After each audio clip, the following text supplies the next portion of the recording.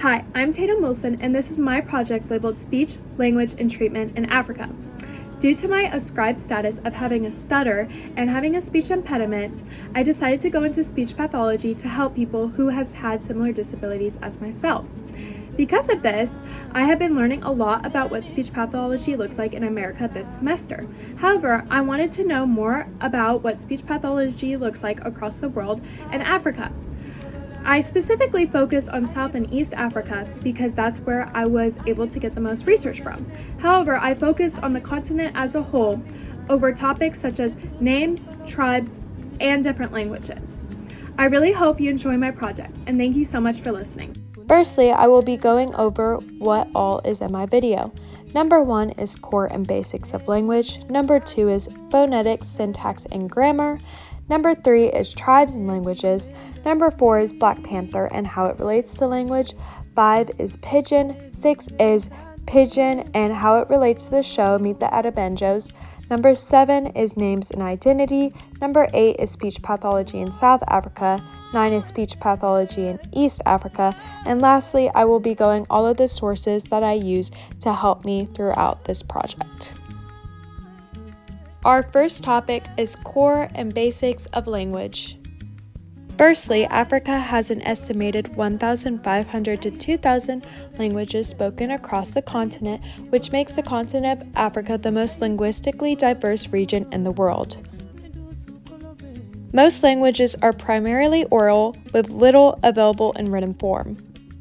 These African languages are broken down into large families or phylas. The 4 continental language families are Niger-Congo, Nilo-Saharan, Afro-Asiatic, and Khoisan. However, we mostly focus on Niger-Congo.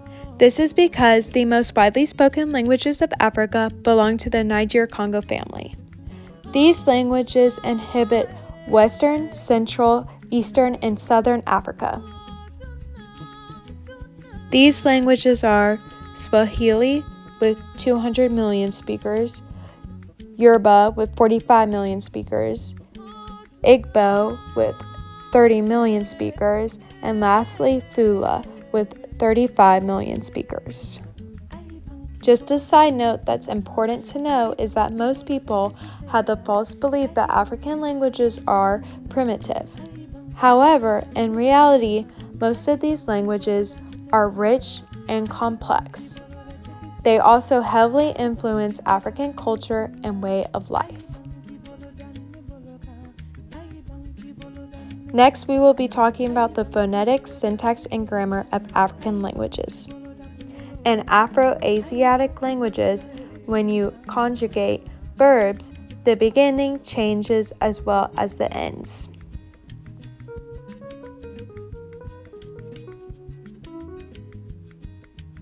They also have consonant roots, which acts as a framework.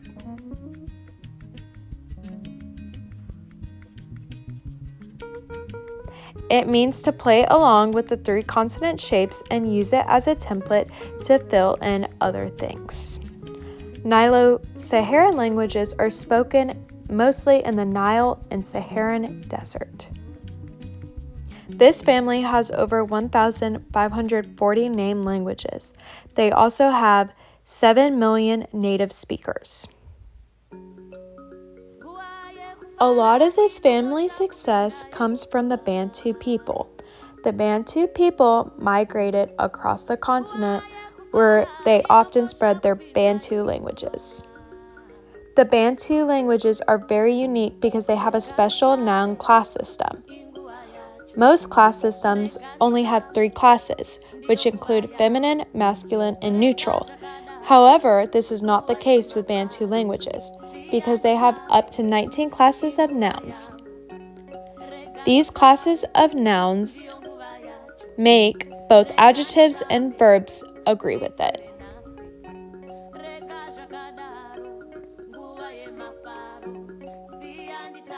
With these new noun classes, you can create new meanings.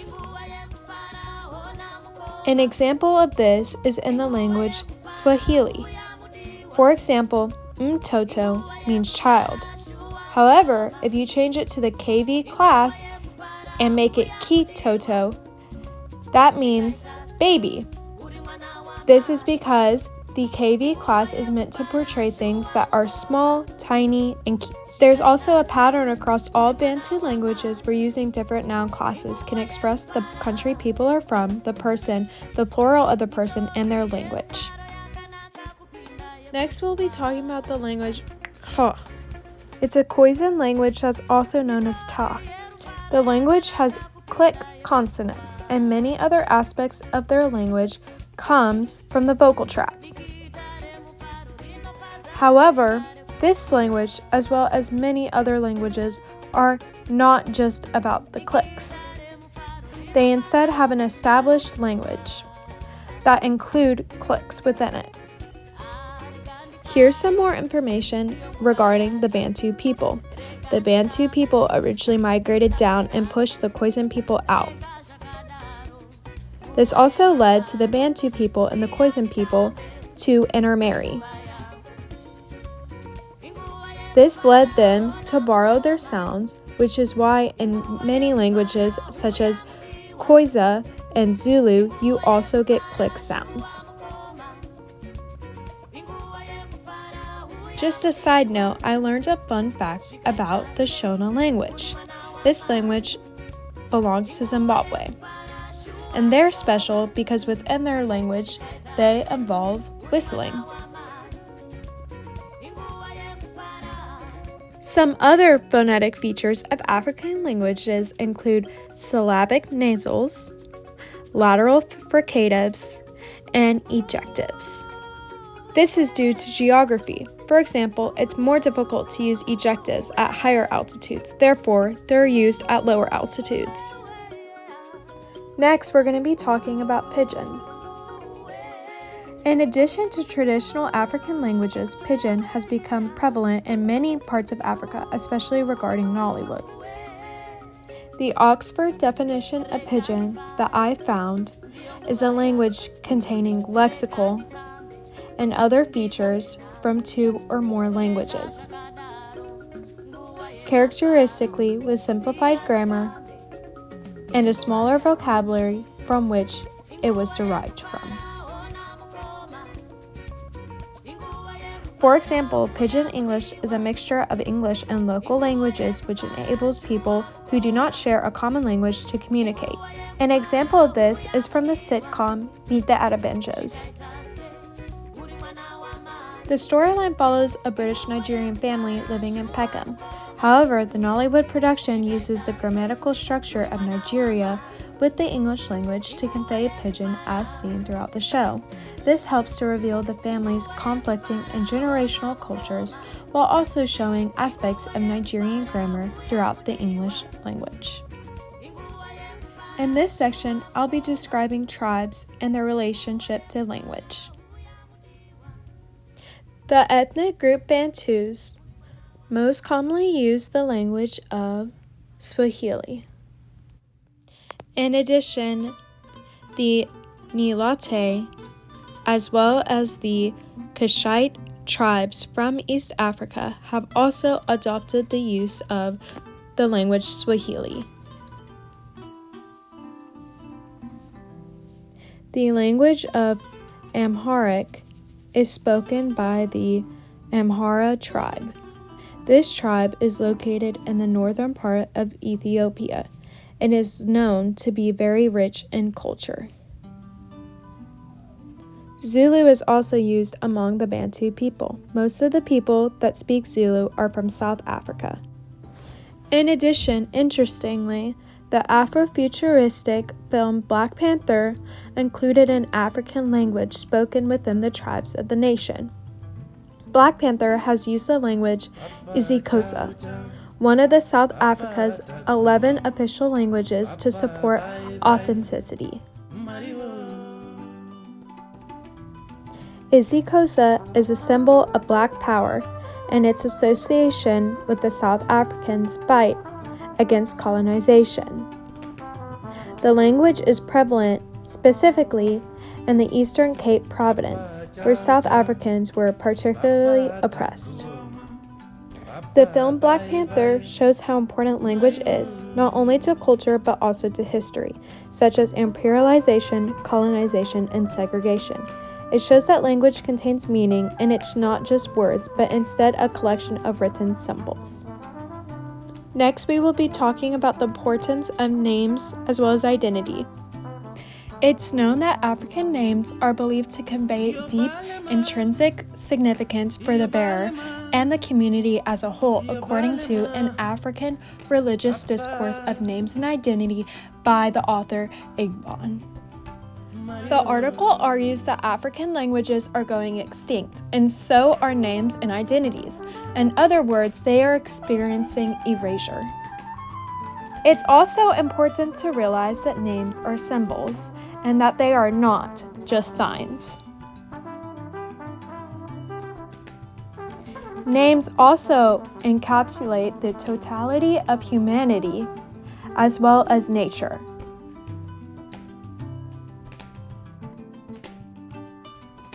Names also help to represent intimate relationships between the named as well as the namer.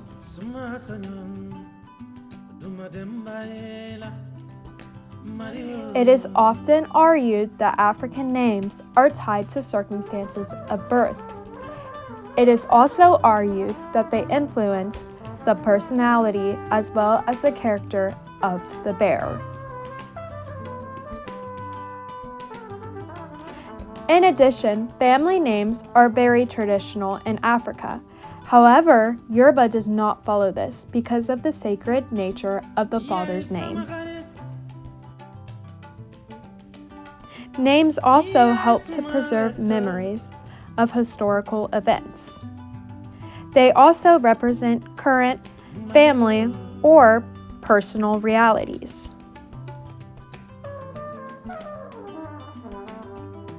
The article argues how names and identity have a correlative appeal. Names also have a direct connection to both identity as well as identity crisis. Name identity crises are becoming prevalent in many African families as well. The reading also discusses the conflicting views regarding traditional African names and names influenced by either Christianity, colonization, or both. People are focused on returning to traditional names as an attempt for a complete return to pre-colonial and pre-missionary Africa. Some people believe that this is unnecessary because changes have already been made in Africa by colonization, while others believe it's necessary in order to preserve culture, therefore creating confusion. However, most people believe that the best solution to this conflict is balance between the two opposing views. The reading suggests that it's important to not completely ignore foreign influences, but it's also very important to preserve traditional African names in order to prevent cultural decline as well as erasure. Next, we're going to be talking about speech pathology in South Africa. The role of a speech-language pathologist is to study, diagnose, and treat people with communication, speech, and swallowing disorders. The profession of speech-language pathology has been practiced in South Africa since the early 1940s. However, the number of speech pathologists are often small relative to population. There's only around 900 speech-language pathologists and audiologists registered with the Professional Board of Speech-Language Therapy and Audiology of the South African Medical and Dental Council. Speech pathology training is present at 5 universities in South Africa. 2 of the universities train in Afrikaans, while 3 are focused on English. In America, it's typical that someone is trained in either speech pathology or audiology. However, in South Africa, it's expected that you are specialized in both. In addition, in North America, you're required to have a bachelor's and master's degree, while in Africa, it's only expected for you to have a bachelor's degree. In addition, in South Africa, you're expected to have 300 hours of supervised practical training in speech pathology and 200 hours in audiology. In South Africa, in regards to knowledge and skill profile, the graduates appear to be far above most with a bachelor's degree and slightly below those with a master's degree. In addition, in South Africa, there's training for speech pathologist assistants. Speech pathologists typically work in hospitals, a variety of school settings, and in private practice. However, unfortunately, speech pathology treatment in South Africa is very difficult to find and it is limited to major urban centers. Lastly, we're going to be talking about speech pathology in East Africa. Research in Uganda reveals how around half the population with disabilities have communication or feeding disorders. 3% of the population have communication disorders due to brain lesions. Another 2% of the population have temporary or permanent voice disorders and disfluencies. This puts around 3.6 million people in Uganda having a communication-related disorder. Treatment is only provided to around 4 cities in East Africa, making treatment very limited, allowing only wealthier Africans to receive proper treatment. A popular hospital that treats disorders is the Malagu Hospital, which treats around 200 children a year and 100 adults. Most communication disorders in adults are because of wars in East Africa or reckless driving. In addition, many East Africans have AIDS, which can affect speech and language. Religion surprisingly affects language as well. Caretakers often hide children and adults with disabilities from neighbors, claiming the devil is within the child or that God is punishing them for their sins. The child is then labeled as the village idiot for having a disability. However, recently, this is slowly diminishing due to community-based rehab workers. In addition, facial expressions and body languages are very important in East African culture. For example, in Western culture, raising the forehead indicates doubt. However, in East Africa, it means yes. In addition, eye contact is very important and it depends on hierarchical positions. Someone of low tribal or social positions aren't allowed to make eye contact with someone of high social positions, such as a big man or a village head. This cultural stratification is often encountered among women and children from rural areas. It oftentimes leads therapists to be faced with the challenge of finding treatment while balancing cultural taboo. In addition, therapy in Malago hospitals can often be difficult because they lack basic equipment, basic needs, and technology used for their patients. Thank you so much for listening to my project. I hope that you learned something new either about African languages or about speech-language pathology. I also hope that you have a better understanding about the differences between African and American language as well as speech-language pathology treatments. It was personally a pleasure to be able to take this class, and it was amazing to be able to do a project that personally means so much to me. Thank you so much. Bye.